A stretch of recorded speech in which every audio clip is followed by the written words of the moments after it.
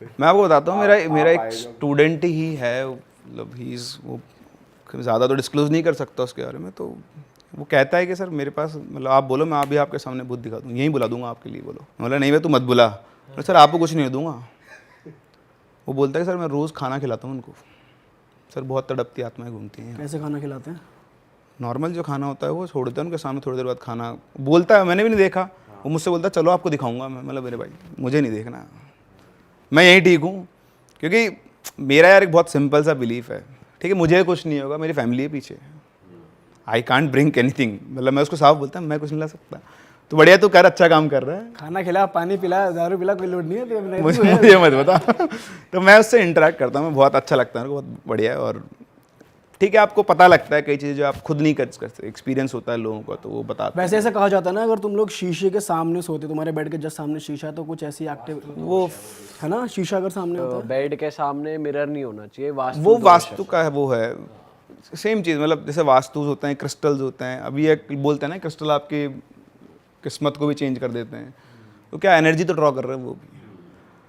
तो ये कांच वाला तो मुझे लगता है कि मेंटल है सब।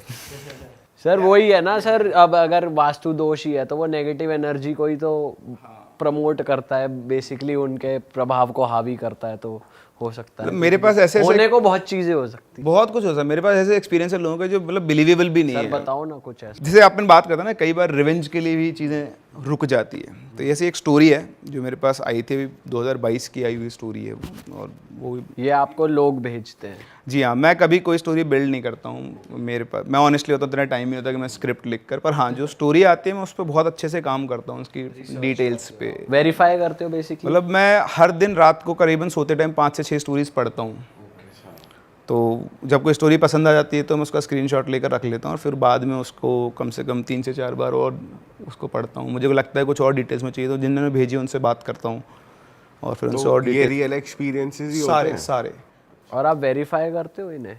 जैसे किसी ने बताया हो कि न्यूज़पेपर में भी आया था, तो आप खोल के एक्चुअली बहुत रेयर है जो न्यूज़पेपर में रिपोर्ट होती है। ओके। मतलब मैंने जब स्टार्ट किया था ना चैनल, मतलब तो मुझे ऐसा लगता था कि यार ठीक है, मैं मेरे पास 2-3 स्टोरीज थी जो मैं बच्चों को क्लास में सुनाया करता था। अच्छा, वो स्टोरीज भी कहीं ना कहीं से किसी ने मुझे सुनाई थी, तो ऐसा नहीं था कि वो मैंने बना के दी हुई हो। बट फिर मुझे ये लगा था कि यार मैं कितना कंटेंट बना लूँगा बैठ के, तो बनाने से रहा। तो मैंने ये सोचा कि लोगों से पूछता हूँ कि उनके पास, तो लोग चाहते हैं, मतलब ऐसा नहीं है कि लोगों के साथ बहुत सारे एक्सपीरियंस। मैंने आपको भी अपना बॉक्स भी दिखाया था, इनबॉक्स आप देख सकते हो, भरा पड़ा है वो, क्योंकि लोग चाहते हैं शेयर करना। अब कुछ लोगों के साथ हेलुसिनेशन होता है, कुछ लोगों के साथ रियल में होता है। तो मेरा एक बहुत सिंपल है, जिसके साथ होता है उसी को पता लगता है, वो कोई उसको। वैसे अपने जैसे आपने वाइफ की हेल्प करी, और किसी की एक्चुअली हेल्प? मैं बहुत लोगों की हेल्प करता हूँ। मेरे साथ एक कॉन्टैक्ट में एक बहुत अच्छे, मतलब जो वैलिड होते हैं ना, जो पैरानॉर्मल एक्सपर्ट, तांत्रिक, जो भी आप बोल लो, वो हैं। शंकर भैया ही है? नहीं, शंकर भैया तो छूट गए।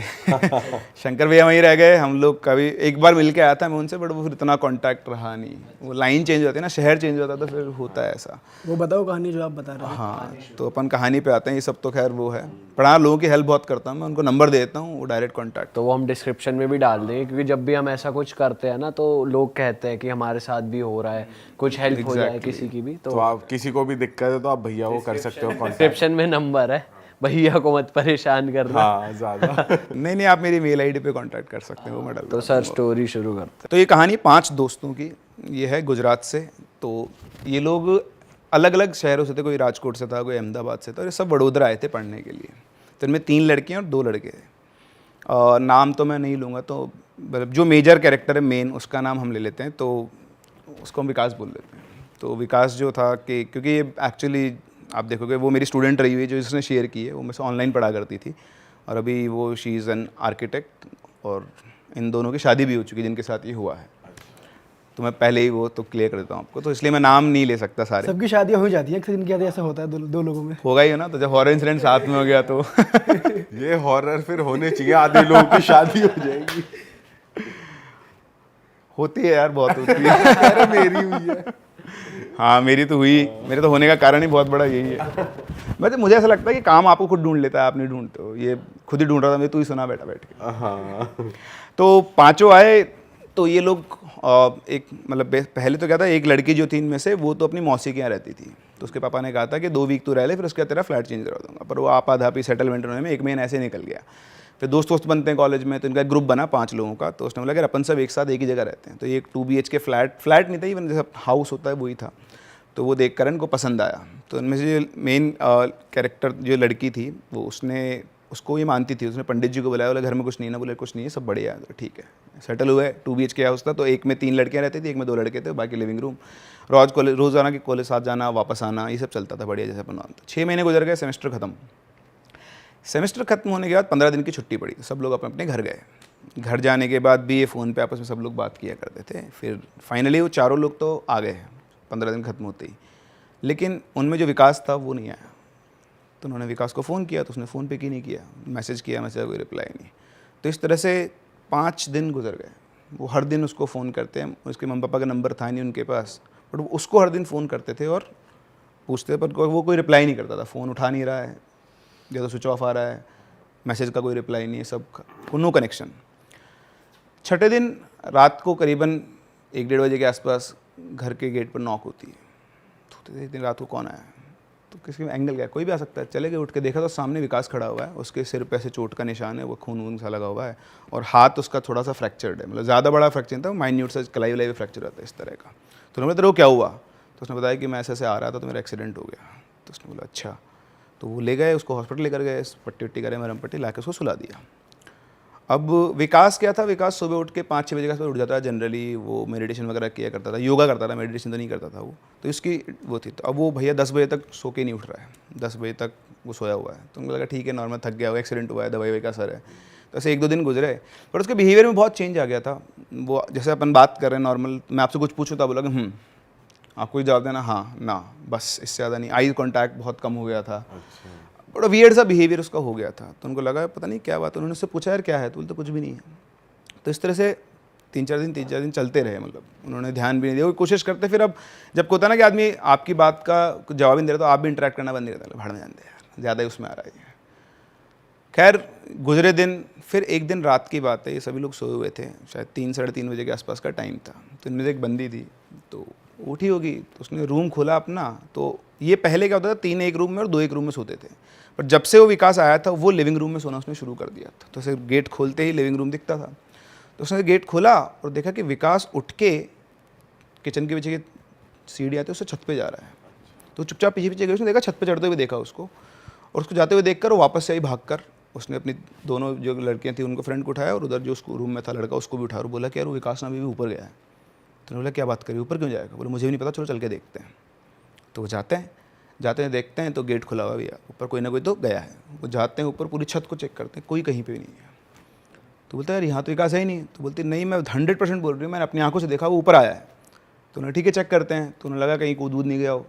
तो सारी बाउंड्री, जैसे ही वो छत की बाउंड्री पे पहुँचे, यू वॉन्ट इमेजिन, वो उल्टा लटका हुआ था ऐसे, हवा में लटका, वो हवा में ऐसे लटका हुआ है।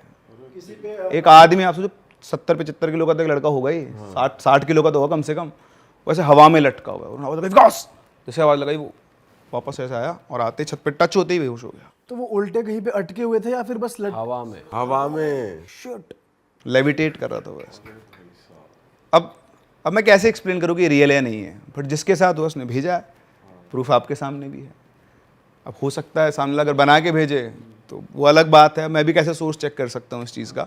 But the point is, this is line to line description. वैसे लटका हुआ, ऐसा आया और बेहोश हो गया। अब आप क्या करोगे अगर आपका दोस्त ऐसे बेहोश हो जाए? वो गए, उन्होंने ढूंढने शुरू किए, जाने कितने पंडित, हर चीज़ दिखाई उन्होंने सब कुछ ट्राई कर लिया, पर उसकी हालत में कुछ सुधार नहीं। तो एक दिन ऐसे ही वो साईं बाबा के मंदिर गए हुए, तो वहाँ कोई पुजारी जी बैठे हुए थे। तो उनके पास वो गए, उनको किसी ने बोला भी था कि थोड़े अच्छे वो हैं। तो उनके पास उन्होंने बताया, तो उन्होंने बोला कि बेटा वो बहुत मुश्किल में है, तुम लोग बहुत हल्के ले रहे हो उसको, वो यहाँ तो आएगा नहीं, मैं चलता हूँ तुम्हारे साथ, पर उनको दिखा होगा। तो वहाँ पहुँचे तो ऐसे सामने कुर्सी के ऊपर वो बैठा हुआ, और वैसे नाइफ लेके बैठा हुआ अपना हाथ काटने के लिए, जैसा वो मेरे को बता रहे हैं डिस्क्रिप्शन, कि वो ऐसे नाइफ लेके बैठा हुआ। जैसे ही वो पंडित जी अंदर आए, बोलता है क्यों आए तू यहाँ पे, चला जाए यहाँ से, मुझ इस लड़के को मुझसे कोई नहीं बचा सकता। सिंपल एंट्री होते ही तो पंडित जी बोलते हैं इसको क्यों परेशान कर रहा है तू?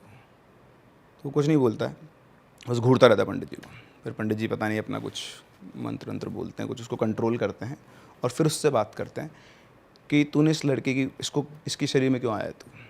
तो पता था कहानी कि मेरा नाम उसका भूल गया हूँ, आई थिंक उसने बताया था कि मेरा नाम कुछ था, उसका नाम राकेश ऐसा कुछ नाम था उसका, और मैं और मेरा दोस्त शिवम, हम दोनों ऐसे ये अहमदाबाद से इधर का हाईवे आता है, रात को उस पर ट्रैवल कर रहे थे। तो वहाँ पे अचानक से 5 चोर हमारी गाड़ी के सामने आए और उन्होंने हमको रोक लिया, और रोक के उन्होंने हमको पहले तो लूटा और फिर उन्होंने क्या किया, शिवम के सिर पे पत्थर से मार दिया। तो फिर वो बेहोश हो गया, उसके खून बहने लग गया बहुत तेज़, और फिर वो भाग गए। और मैं शिवम को उठा के भाग रहा था, कोई गाड़ी थी नहीं आसपास, तो उसको हॉस्पिटल लेके जाऊँगा। तो मेरा ध्यान नहीं था, सड़क पे अचानक सामने से एक ट्रक आया और हम दोनों की वहीं पे डेथ हो गई। तो अब शिवम तो चला गया, लेकिन ये उस रिवेंज में अटक गया कि अब मैं उनको छोड़ूंगा नहीं। तो अब उसकी स्पिरिट वहाँ अटक गई, वो वहीं पे भटकती रहती थी। तो उसके बाद भी इसके सामने कई बार उन्हीं चोरों ने और भी फैमिली के साथ लूटपाट की थी, कईयों को मार दिया ऐसा।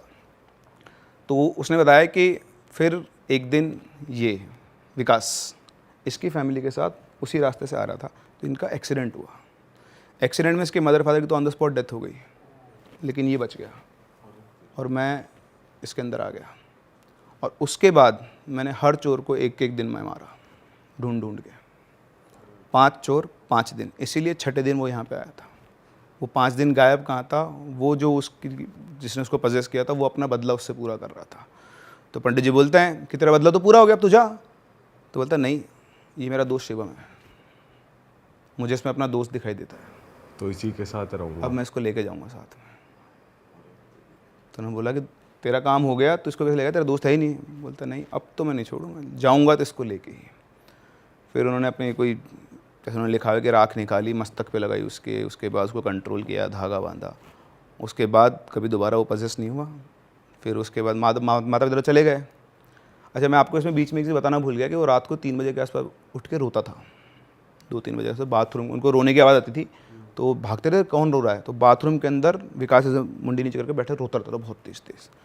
पर वो अपने पूरे कंट्रोल में था, उसका माइंड कंट्रोल में था। उसने बाद में बताया कि मुझे पता था कि एक्सीडेंट में मेरे मदर फादर की डेथ हो गई, इसलिए मैं रोता था, मौन करता था उनको। बट उसके बाद फिर मुझे कुछ समझ में नहीं आया, मुझे याद ही नहीं होता था। तो फिर अब माँ बाप नहीं है, अच्छा था वो वेल सेटल्ड फैमिली से। तो उसके बाद ये जो लड़की थी, ये अपने माता पिता से बात करती कि कॉलेज वॉलेज पूरा हो गया था इनका, तो कि अब अपने साथ ही रहेगा। तो इस तरह फिर उनकी शादी हुई, क्योंकि इनका पहले से कुछ तो था ही बॉन्डिंग, वो और स्ट्रांग हो गई। फिर ये घर में ही साथ में लगे, उनके मदर फादर ने अलाउ कर दिया। अभी आज दोनों सेटल्ड है, दोनों की शादी हो चुकी है और बढ़िया अपना वडोदरा के अंदर वो लोग काम कर रहे हैं।